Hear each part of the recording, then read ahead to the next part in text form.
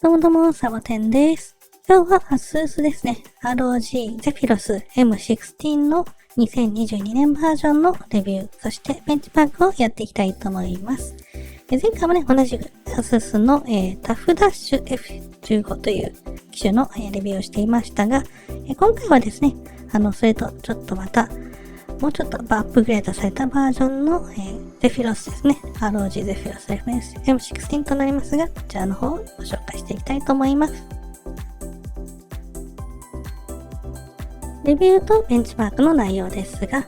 まずは製品使用書の確認から始めまして、外観チェック、そしてノイズチェック、ベンチマークですね。こちらはシネベンチの R23、ファイナルファンタジー14エンドウォーカー、Apex Legends、バトルフィールド2042、そしてマイクロソフトフライトシミュレーターという感じでやっていきます。で、最終的にはね、簡単な、コメントというか、総括というか、まとめています。はい、ということで、まずはスペックから見ていきたいと思います。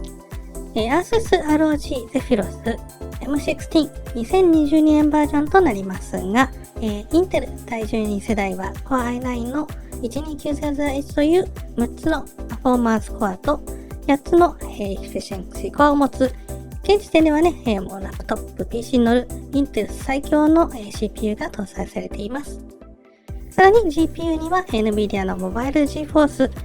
RTX 3070Ti は 120W 版が組み合わされていますので、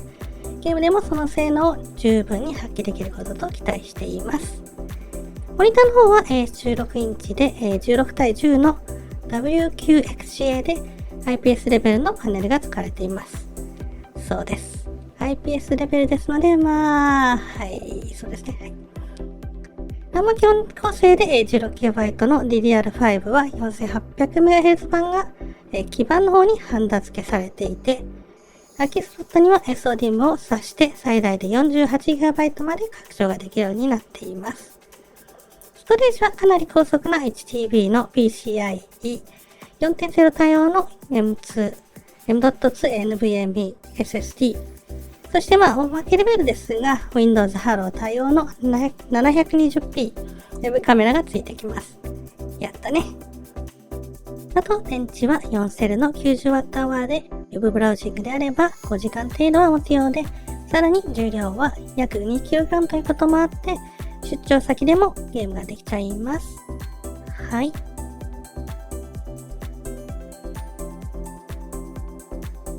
次に外観チェック。ある一定の角度から見ると天板が七色に反射しますが、写真で見るほど目立つということもなく落ち着いていて良い感じです。リパブリックゲームス、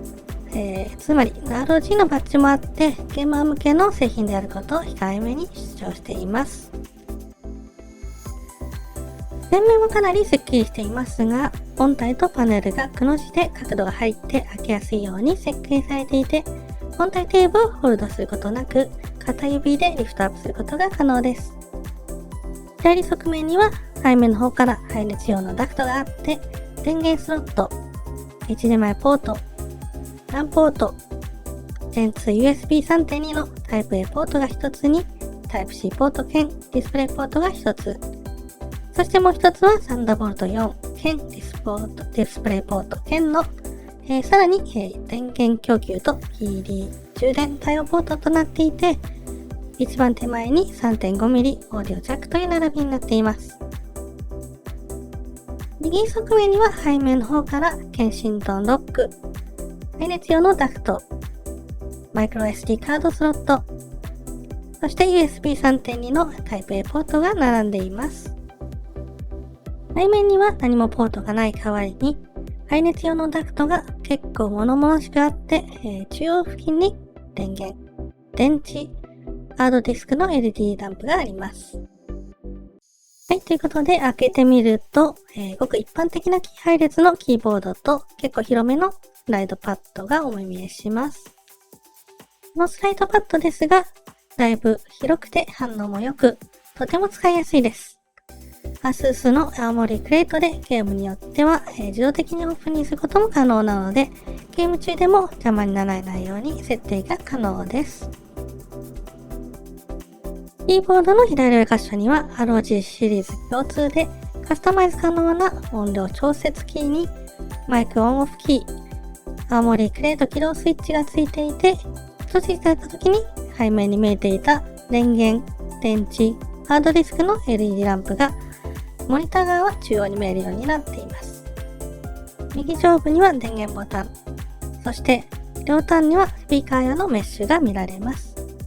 キーボードはライトアップが可能で、ゲーミングラップトップらしく多彩な配色とパターンにカスタマイズが可能です。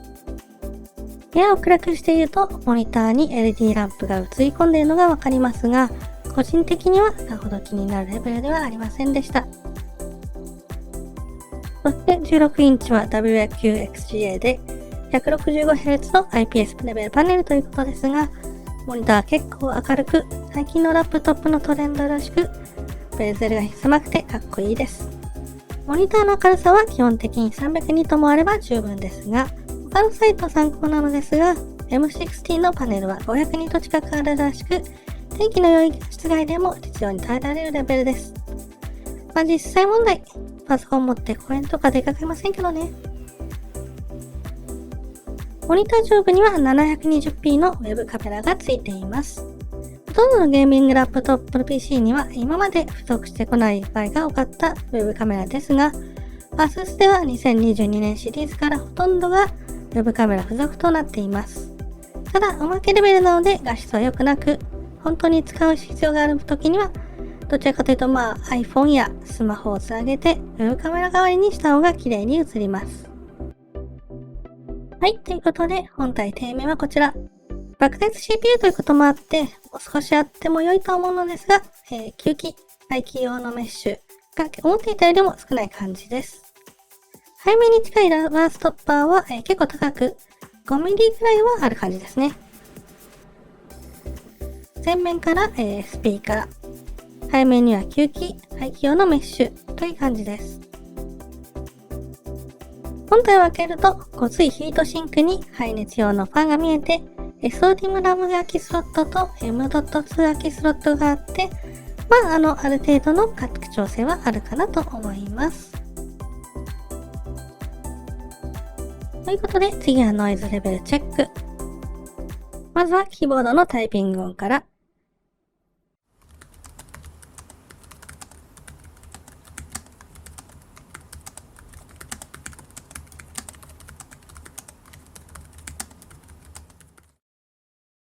次に各モードにおけるアイドルモードでのファンノイズレベルチェック。まずはサイレントモードから。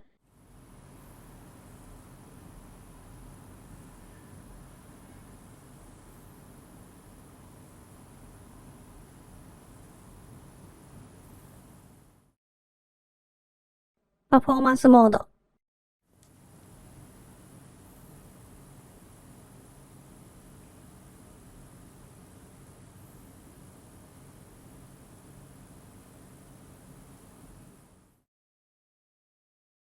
ターボモード。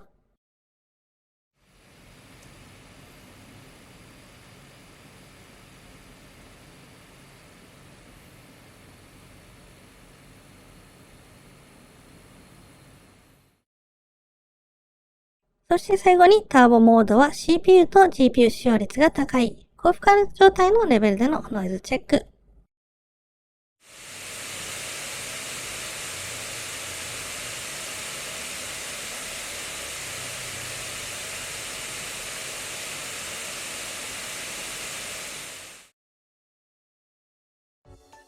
はい、ということで次はベンチマーク。まずは定番のシネベンチ R23 から。結果から言うとターボモードで回してマルチコアが 16,893 ポイント、シングルコアが 1,814 ポイントでしたが、マルチコアでは、CPU の余力がある感じで PL1 と PL2 を 135W 固定で回せば多分、18,000 ポイント近くまでいけたような感触がありました。ベンチマーク中の CPU と GPU の使用率、温度、使用電力のログを取ってグラフにしてみていますが、シングルコアでは CPU 使用率が 10% 弱、CPU 温度が60度弱、CPU 電力が 55W 弱となっていて、GPU 使用率はほぼゼロ、温度が50度弱、GPU 電力が 12W 前後となっていました。マルチコアでは CPU 使用率が 100% にほぼ張り付いていて、温度はターボブースト時に80度オーバーで、その後は75度弱で落ち着いてきて、CPU の電力の方はターボブースト時に 135W から始まって、その後は 90W で落ち着いている感じです。GPU の方は、使用率がシングルコアベンチマーク時とほぼ同様で0。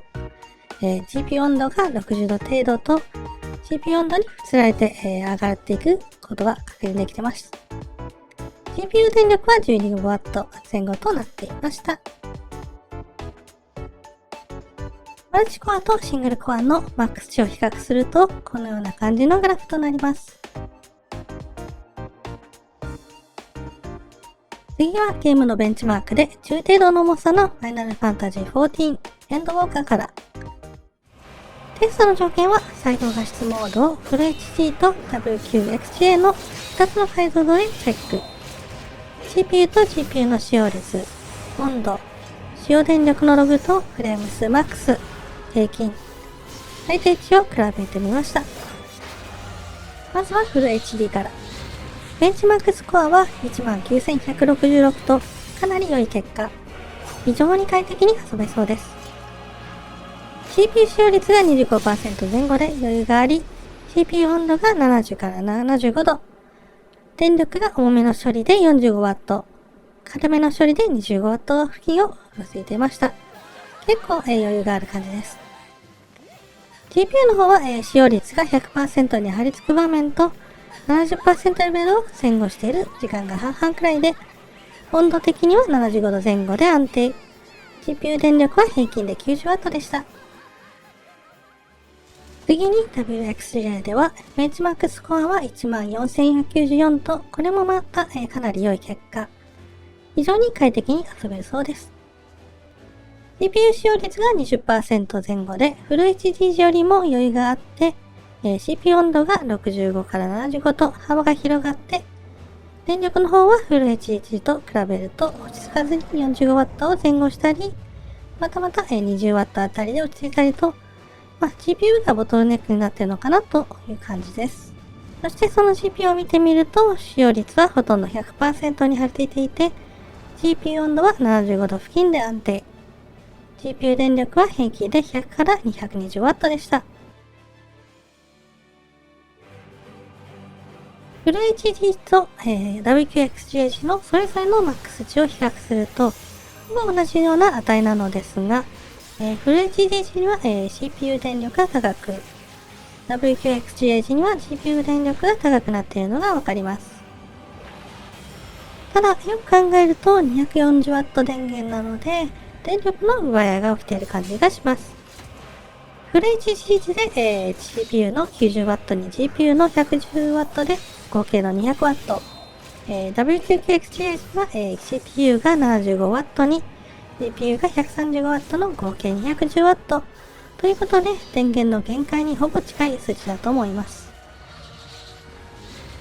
ということで、最後に FPS 比較ですが、フル HD 時の FPS Max は 297fps、平均は 137fps 前後、最低 FPS が 60fps で、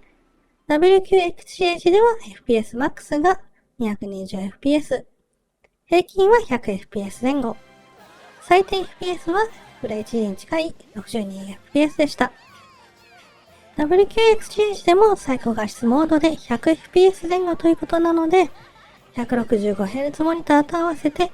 ぬるぬると動くファイナルファンタジー14ライフが送れそうですね。次は中程度の重さのゲームで、バトロワー FPS で人気の Apex Legend。無料ですし、ベンチマークのためにインストールしただけなので、設定はあまりいじっていません。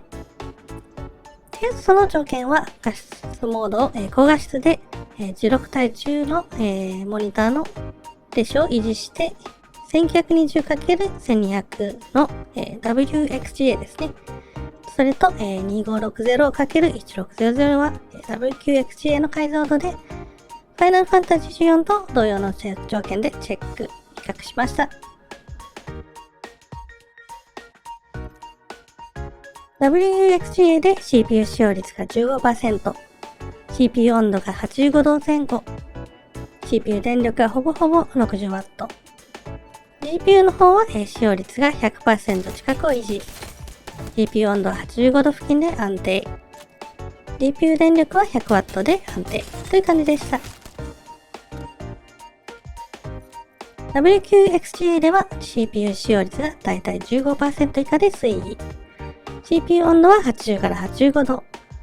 電力の方は 50W で安定、GPU の方は使用率が 90% 後半で、GPU 温度は85度付近、GPU 電力は 100W でそれぞれ安定していました。WXGA と WQXGA 時の、それぞれのマックス値を比較すると、このグラフの通り、ほとんど違いが見つかりませんでした。CPU と GPU の合計使用電力はもっと高くても良い感じもしますが、その答えは次の FPS 比較で判明しました。ということで FPS 比較ですが、WUXGA 時の FPS Max は 165fps、平均は 141fps、最低 FPS が 111fps で、WQXGA 時では FPS Max は 142fps、平均は 107fps、最低 FPS は 83fps でした。WXGA 時の、FPS Max が 165fps ということは、165Hz パネルの最大値なので、どこかで制限がかかっていたようで、結果的に CPU も GPU も、使用電力が低くなっていた感じはします。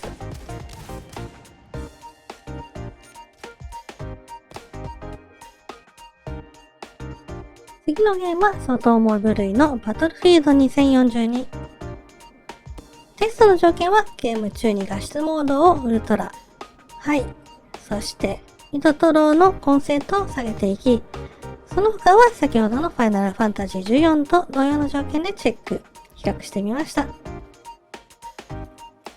フル HD から見ていくと CPU 使用率が 50% 前後で、温度が70度、電力が多めの処理で40から 45W で、画質モードを落としていくことに CPU 電力が上がる状況でした。GPU 使用率はウルトラ画質で 70% 前後、ハイ画質で 60% 前後、ウ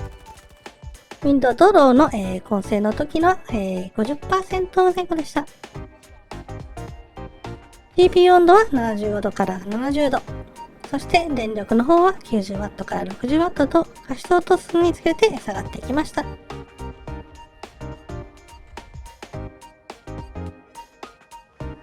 WQXGA では CPU 使用率が50から 60% で、フル HD 時よりも安定していて、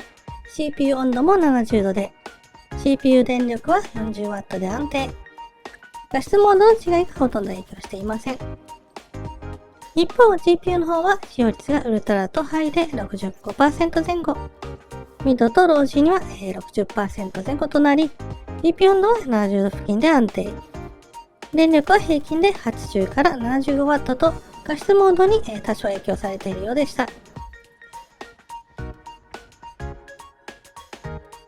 フル HD と WQXGA 時のそれぞれのマックス値を比較すると、ほぼ同じような値なのですが、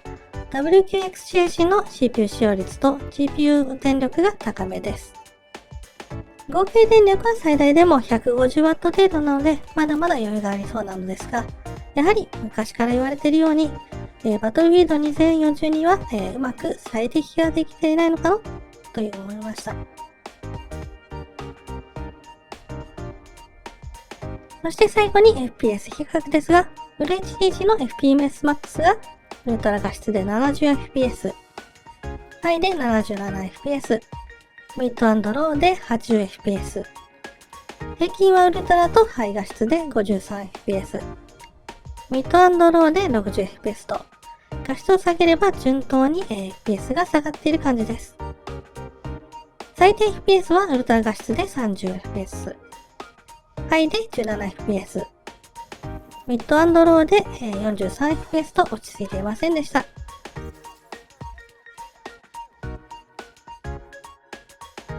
そして次も相当重いブリのゲームは、マイクロソフトフライトシミュレーターです。テストの条件は、ウルトラ画質モードはフル HD と WQXGA の両方の解像度で、ファイナルファンタジー14と同様の条件でチェック、比較しました。フライトプランは成田空港から羽田空港へのオートパイロットとなっています。フル HD で CPU 使用率が25から 30%、CPU 温度が70度前後、電力が 40W 弱、GPU 使用率は 50% 前後、GPU 温度は70度付近で安定、電力の方は 80W 前後でした。WQXGA では CPU 使用率が20から 30%、CPU 温度は75度前後、CPU 電力は 40W 弱で安定、GPU の方は使用率が60から 100% を行き来していて、GPU 温度は75度付近で安定、電力は平均で80から 100W でした。フル HD と WQXGA 時のそれぞれのマックス値を比較すると、フル HD 時では CPU 電力が低い代わりに GPU 電力が高く、WQXGA 時では逆に GPU 電力が高い代わりに GPU 電力が低くなっているものの、合計は 190W 付近となっていて、最大供給可能電力の奪い合いというかバランスをとっている感じです。最後に FPS 比較ですが、フル HD 時の FPS Max は 47fps、平均は 37fps 前後、最低 FPS が 4fps で、WQXGA 時では FPS Max は 54fps、平均は 36fps 前後、最低 FPS は 5fps でした。ちょっと何かがおかしいですよね、これという感じなんですが、WQXGA 時の平均 FPS は低いものの、FPS Max がフル HD よりも高くなっています。電力のバランスの取り方では、WQXGA は、CPU に電力が多めに加えていたのが関係しているのかもしれません。まあ、ちょっとよくわかんないですけどね。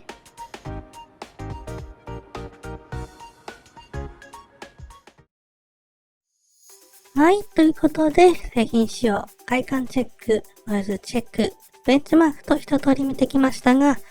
見た目はやはりハイエンドの高い機種なので、派手すぎずに、しっかりと高級感は出ている感じがしました。ノイズチェックでは、ターボモードでの高負荷時のファンノイズが相当大きな音が鳴っているものの、高周波数ではないだけマシで、外部出力を一切しない場合にはヘッドホンをつけてもしない限り、うるさすぎて気になるレベルでした。ただ、出力テストは、録音してないのですが、スピーカーが結構しっかりと全ての音域で綺麗に出ていたので、パフォーマンスモードであれば、ゲームもヘッドセット冬で遊べるものと思います。当然、YouTube や音楽鑑賞は、結構いいレベルでしたので、他のラップトップと比べても、相当良い音質の方だと思います。そしてベンチマークではゲームだけでなく、動画編集でも CPU のパワーを存分に活かせて実力を発揮できる数値が出ていました。ゲームの FPS を 60fps に絞れば多分配信もいけるそうな感じです。ということで、良い点と悪い点をまとめるとこんな感じですね。良い点はかっこいい外観、キーボードとスライドパッドの良さ、パワフルな CPU、必要十分な GPU という4点で、逆に悪い点は本体価格の高さ、爆熱であること、そしてファンのノイズレベルが高いという3点になります。